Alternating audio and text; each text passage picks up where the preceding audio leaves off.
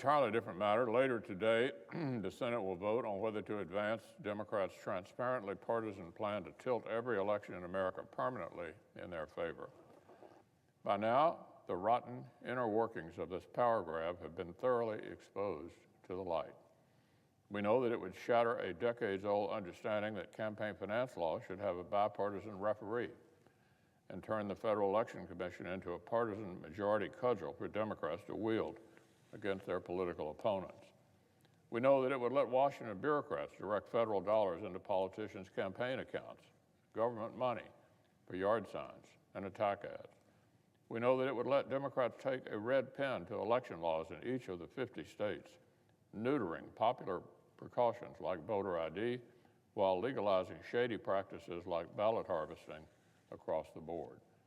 It's a recipe for undermining confidence in our elections, for remaking our entire system of government to suit the preferences of one far end of the political spectrum.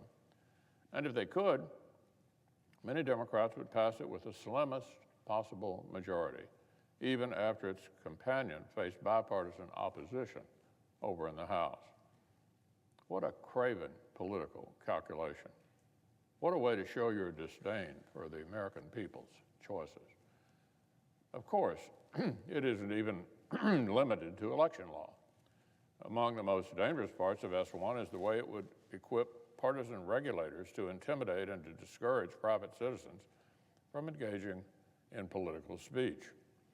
Unfortunately, this one is a familiar concept for too many Americans.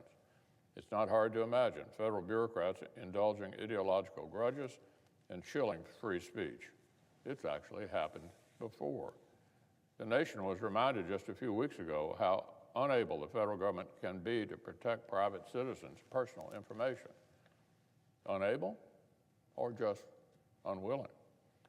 But conservatives in particular didn't need a reminder of what became institutionalized discrimination under the last Democratic administration. So when private contributors, nonprofit advocacy groups, and religious organizations see that S1's disclosure requirements would intentionally unlearn the lessons of the IRS abuses under Lois Lerner, they have plenty of reasons, plenty, to fear. Naming and shaming is not a hypothetical concept. It's been a concrete reality for thousands of private citizens. And today, Democrats are asking for a green light to supercharge the intimidation machine that makes all that possible.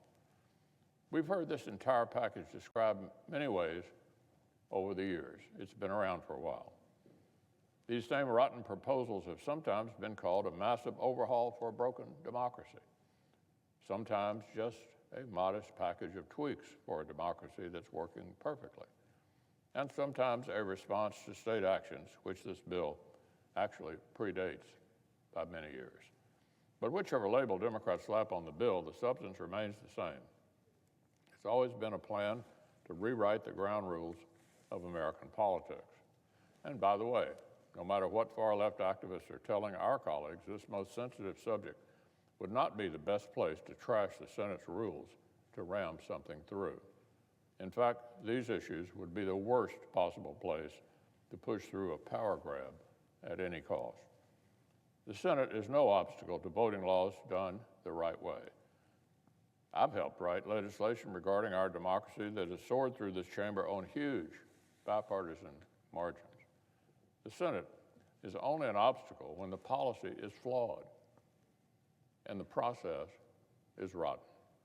And that's exactly why this body exists. Today, the Senate's going to fulfill our founding purpose, stop the partisan power grab, and reject S1.